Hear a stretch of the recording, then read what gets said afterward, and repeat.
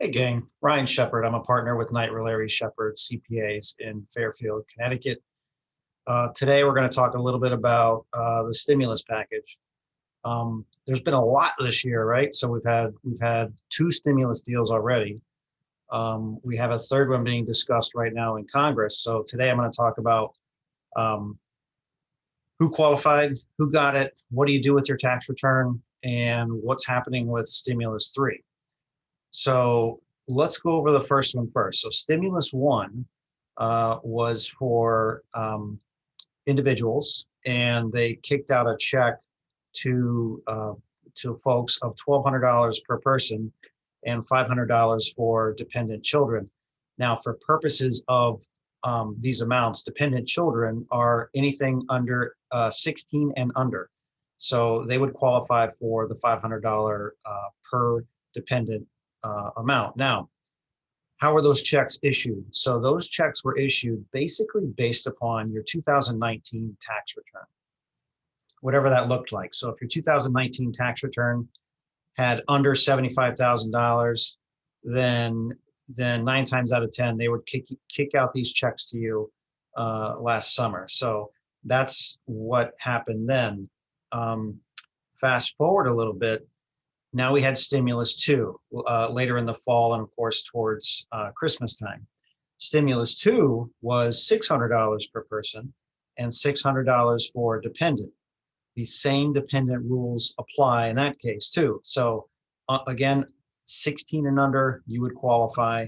The same income amounts qualify. So if you're under $75,000 and you fit that where you had a child in the house, then you would qualify for that one as well. So again, under age 75, or I mean under 75,000 and a dependent in that example, you would have $1,200 for stimulus round two.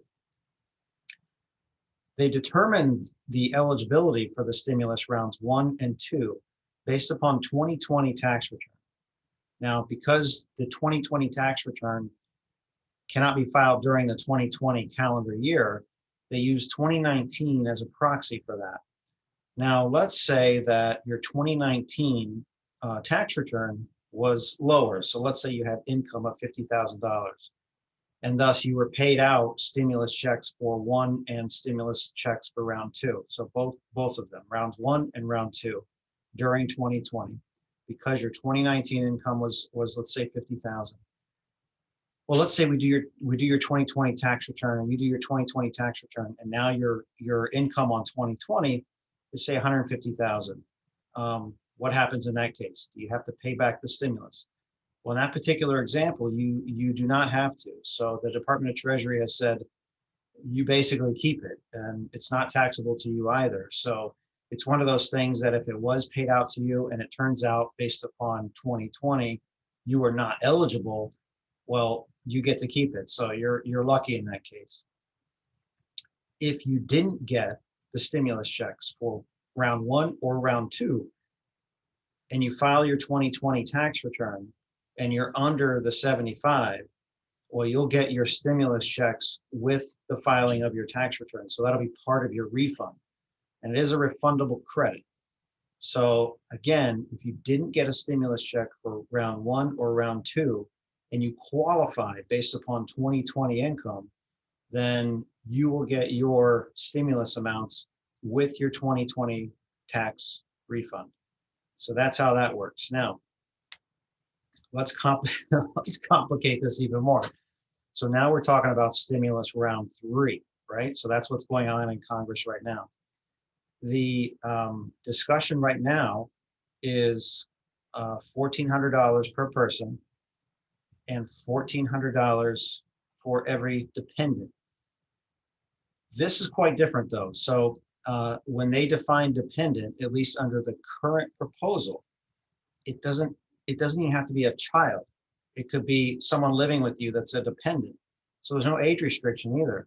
So as long as you can claim them on your return as a dependent, which basically means you provide more than half of their support, they would qualify for this stimulus check as well. So let's say it's you and you're caring for your mom and two children. Well, you would theoretically get a stimulus check for $1,400 for each of the four people in that example. Now, what income threshold are they talking about there? Well, currently, although they're talking about lowering it, it's currently at $75,000. So that's where the current threshold is, same as rounds one and round two. So the question is, what are they going to use to determine the income? Are they going to use 2020? Are they going to use 2019? Well, this law is projected to be signed probably mid to late March if this thing passes. Now, a lot of things can happen between now and March. Right now, it's February the 18th. So that's a whole month. And as you know, the way Congress works, these guys can flip this thing upside down, and it'll be a totally different bill by the time it happens. The Democrats currently control all three houses of Congress, so they can likely get a lot of this pushed through.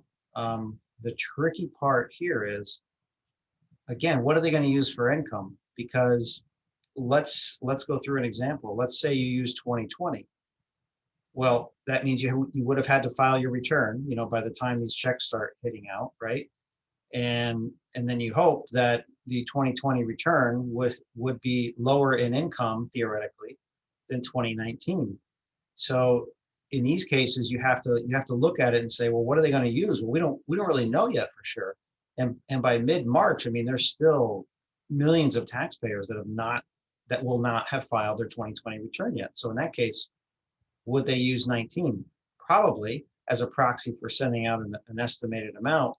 But then from a strategic standpoint, let's say your 2019 year was on the low side, but your 2020 was on the higher side. So in that example, it may behoove you to wait and file your 2020 until after you get the stimulus check, provided they're going to treat it the same way as stimulus one and stimulus two. So there's a little bit of thought process that has to go into this as you proceed with filing, not filing, keeping an eye on what Congress is doing. We hope we get some answers over the next few days or even few weeks with what they're going to do with the stimulus. But as of right now, that's currently where we are on the state of the stimulus. So again, Ryan Sheppard, partner with Knight Ryan Sheppard CPAs. Hope that helps.